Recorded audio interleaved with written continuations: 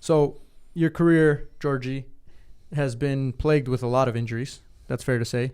A lot. Unfortunately, that's just the way it goes. People don't realize is that a lot of kids are like, oh, I want to be a professional soccer player, but I don't have a backup plan. But they're like, well, I'm gonna make it because if I have a backup plan, that means I'm not really fully committed. Yeah. Well, you never know. Somebody's gonna come in with a 2-foot tackle, or you're gonna tear your ACL out of nowhere. You can never know. So you always have to have a backup plan. That's one. But I think the more important topic we should focus on is just overcoming the injuries. When do you say, all right, it's time for me to give up, hang up the boots, or how do you get yourself into that mental state of, okay, I've been here before, now I got to get past it just like I have in times before? I think for me, regarding the injuries, is always questioning myself, can I do it again? Can I come back? Can I be just as good or better?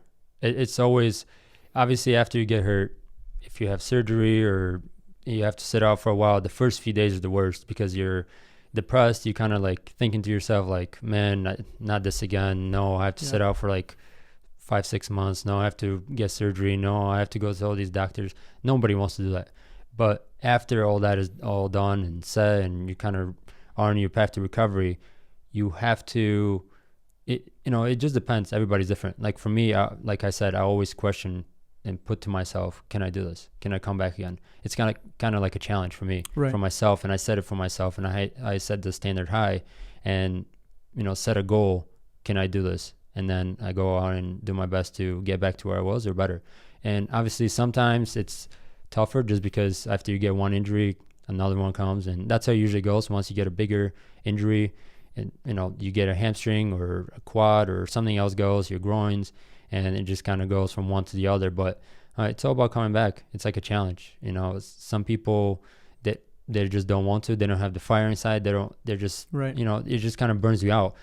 People don't realize that when you set a path to be a professional soccer player, you have to put the work in. It's not just like, oh, I'm going to go and train for 1 hour. No, it's not going to work like that. There has to be gym sessions. The food has to be right. There's so many different aspects in becoming a professional athlete that a lot of people think it's like, yeah, I want to do this. Yeah, it looks good. Because I think a lot of them only see like the YouTube highlights, right? They see like Messi dribbling past players. They see all these players doing all these fancy tricks, Neymar doing all these fancy tricks, and they're like, that's what I need to do in order to be a professional athlete. Yeah, it looks good. It looks good on YouTube. It looks good on TV. But what they don't see is the hours and hours of work they have to put in behind the scenes.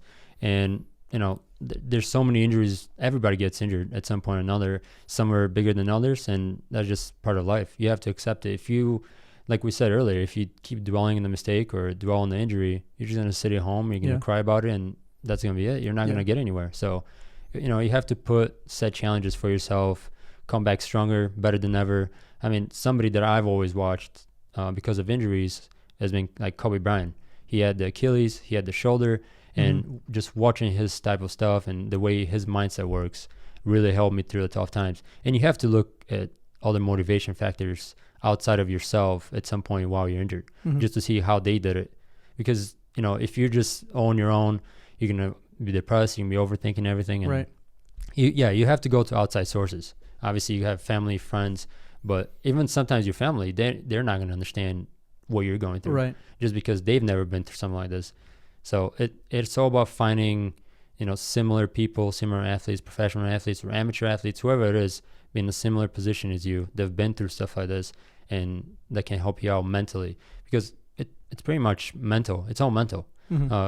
Soccer's, most of it's a mental game.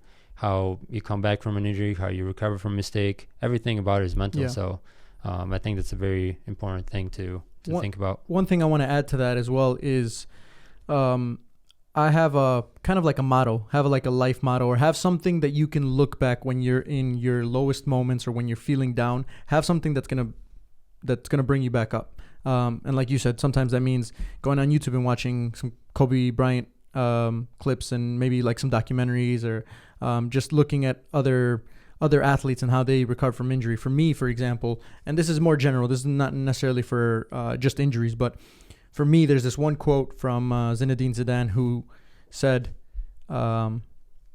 once I cried because I had no shoes to play soccer, and then I saw a man with no feet. and I realize just how lucky I am. And so every time I ever feel down or ever I feel like, I'm injured or whatever, things aren't going my way, I take a look at that quote, and then I just realize, there's really no reason why I should be complaining whatsoever. Yeah. So, if you need something like that, obviously find whatever works for you, find whatever motivates you to get back on it. But yeah, and then that's also just a big part of how we differentiate, the elite level athletes and the people who just give up at some point, is how bad do you want it? Like how after injury after injury after injury, when most people would say, okay, I think my body's telling me, or I think there's a sign that's saying that I should stop.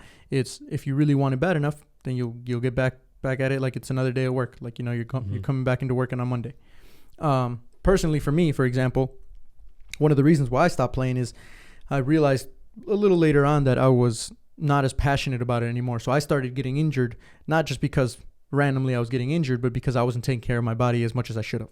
And I wasn't willing to put in that work to take care of my body. And so I would get injured a lot easier, and I wouldn't be doing my rehab. And then pretty soon, eventually, and I was already coaching at this point, so I realized, I was looking forward more to the coaching side of things than I was to the playing side of things. So then that's when I kind of realized, even though my whole life I was told, man, you're a really good soccer player, you should go pro, you should go pro, you should go pro. At that moment, I realized, it's okay for me not to become a professional soccer player. One, because, it's going to take a lot of work that I'm really not willing to put in, because I found a passion that's supersedes that, which was coaching. And for me now, obviously with the YouTube channel and everybody can see, and coaching is my real passion. So it just comes down to basically how bad you want it.